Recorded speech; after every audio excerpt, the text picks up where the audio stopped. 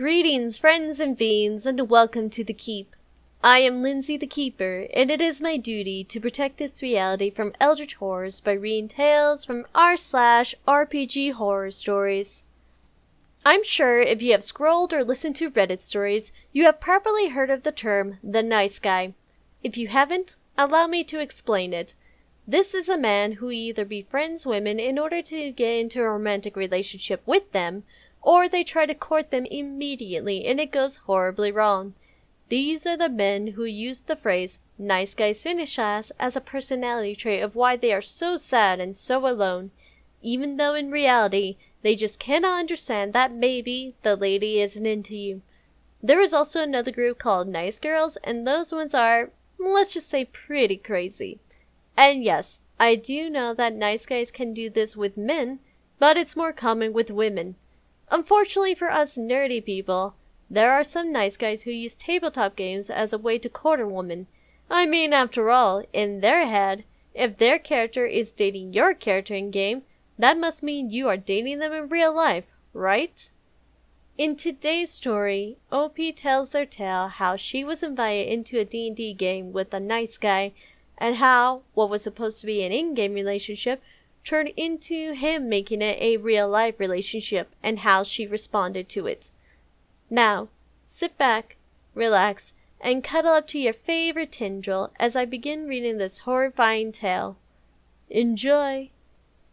This story is written by Lunatic Fox is Confused with the title, Nice Guy Got Reality and Game Mixed Up and Won't Take No for an Answer.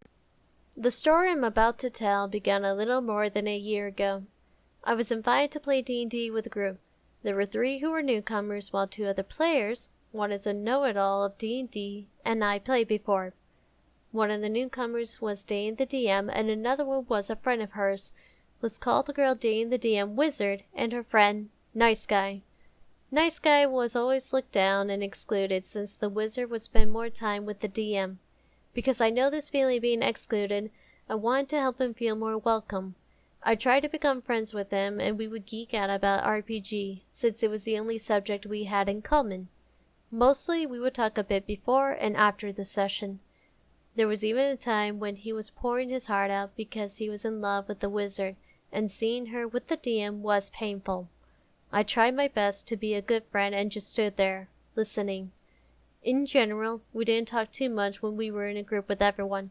Most of the group disliked him, but I didn't see the red flag because I am dumb, and it triggered some bad memories from high school.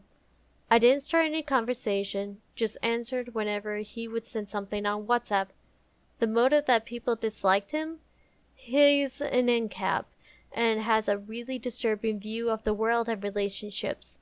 Apparently, he would talk a lot about these disturbing views whenever I wasn't around. So before I continue the story, I had to look up what the hell an NCAP was, and wow. To put it simply, that I can understand, these people view the world like their own monopoly. And if what OP wrote is true, I seriously do not want to know what is going on with his head. If you really want to know the true definition of it, I will link it in the description down below. I guess I should explain some context before going into the piece of resistance. I usually leave my character's love life to the dice. If there's a cool NPC or a player character that did something worthy of it, I will roll a d20. 1 would be no interest at all, and 20 would be freaking in love. Well, that's exactly what happened. Nice Guy's character did something cool, and I rolled a 20. My character's a bit of a shy bard. Ironic, I know. So she didn't do anything at the moment, but the seed was planted. Yeah, I know, it's dumb. I stopped doing it after that. But before this incident, it never went wrong.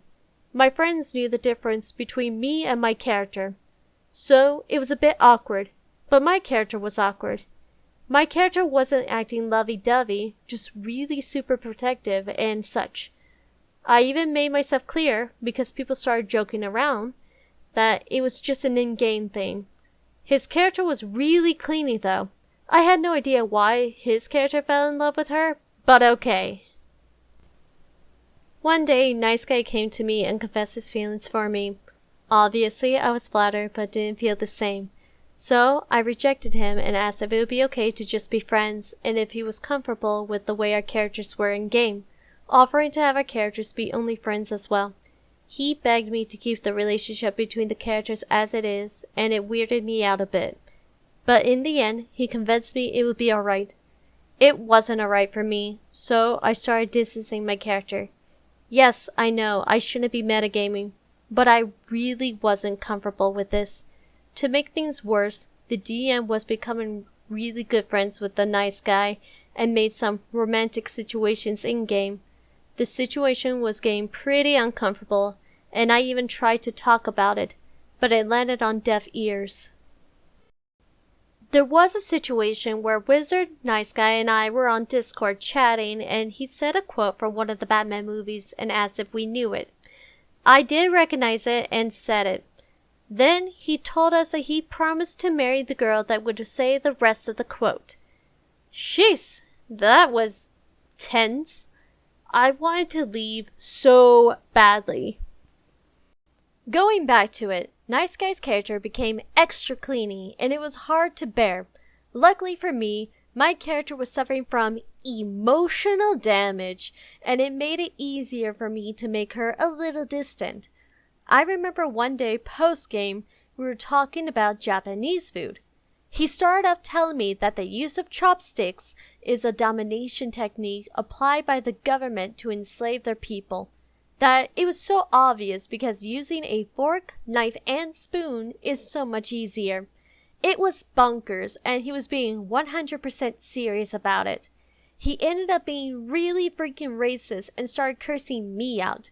If that wasn't bad enough, he used my low self-esteem against me, a thing well known to the group. I had enough and told him to piss off. Did you think this is the end? Oh, it wasn't. Okay, if someone ever told me that chopsticks is a domination technique, I would probably go, yeah, I mean, I think 2-year-olds know how to use chopsticks better than I, a warlock with limited access to power, do. I mean, for Eldritch Tier's sake, I still can't tell the difference between a salad fork and a regular fork. It boggles my mind how racist some people can be over the smallest thing and try to make everything into a conspiracy theory.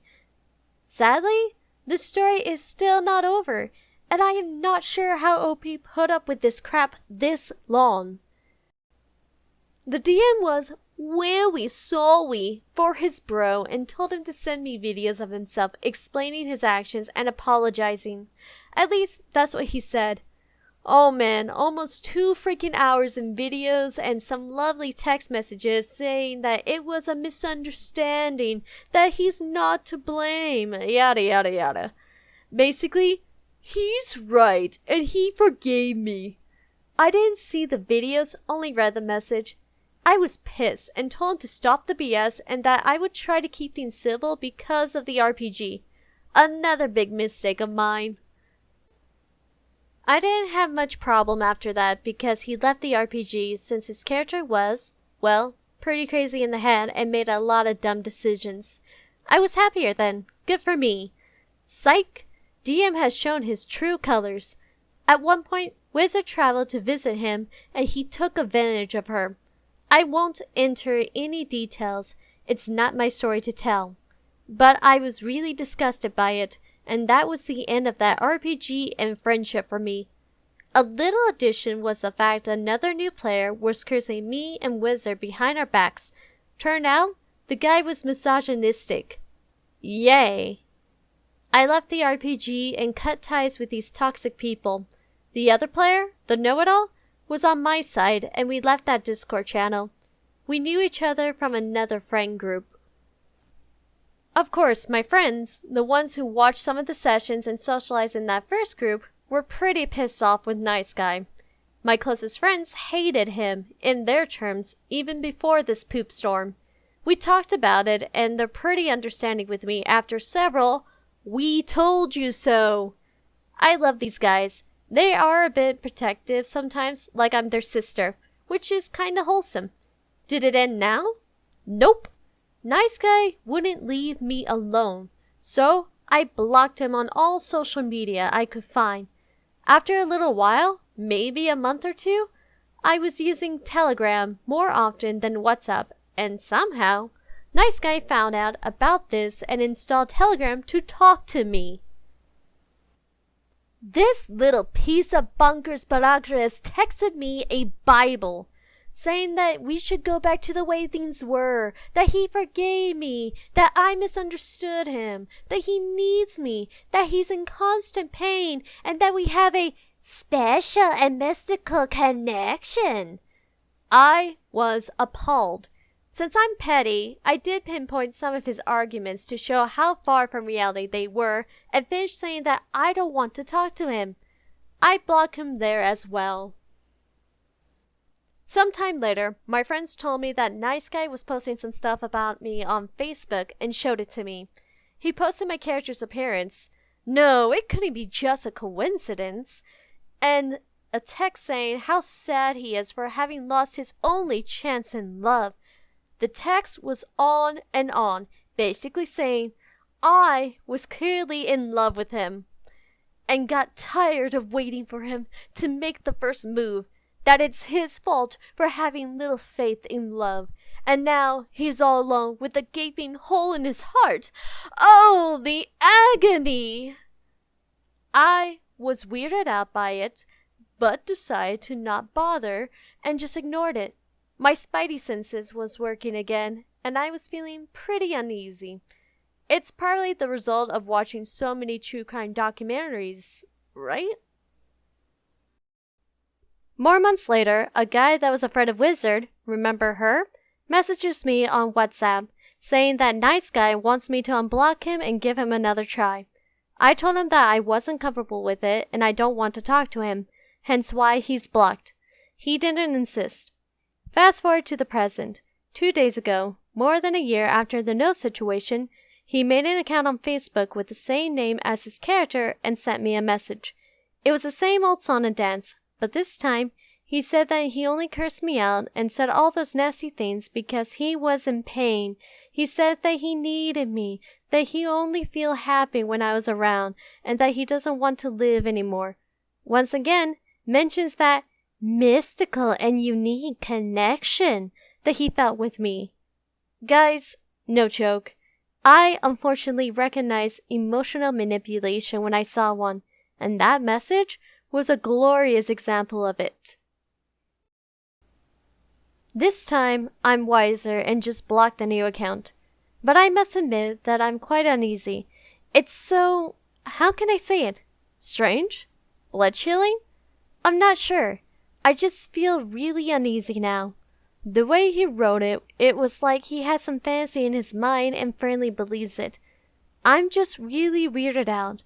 My friends are quite pissed with him, of course. Now I'm debating if this is enough to get a restriction order on him. The end. Thanks for reading. TLDR. Guy thought that the amorous relationship his character and mine had was real, declared his feelings, and got a no. Turned nasty with me and got blocked. A year passed and he still has been trying from time to time to convince me to give him a chance and that we have a mystical and special connection. End of story. OP, please get a restraining order or anything to make sure that Nice Guy never contacts you again. Sadly, this is one of the results involving with nice guys. Even if you cut the tumor early, sometimes it does end in a negative effect. However, every negative effect we experience can turn into a positive lesson. I know that sounds extremely cheesy, but I am a firm believer that we are capable of learning. Whether it is learning from real-life experiences, to games, or even rituals to bring in your future partner in, let it be a lesson that you can teach others, and even sometimes it can make a good story for others to read. Now that the story is over and reality is still in a state of calm, I'm going to depart for now. If you enjoyed this video, please don't forget to hit the like button and subscribe to my channel for more videos. You can also send me an email if you have a particular story you want me to read on this channel. I hope to see you all in the next video.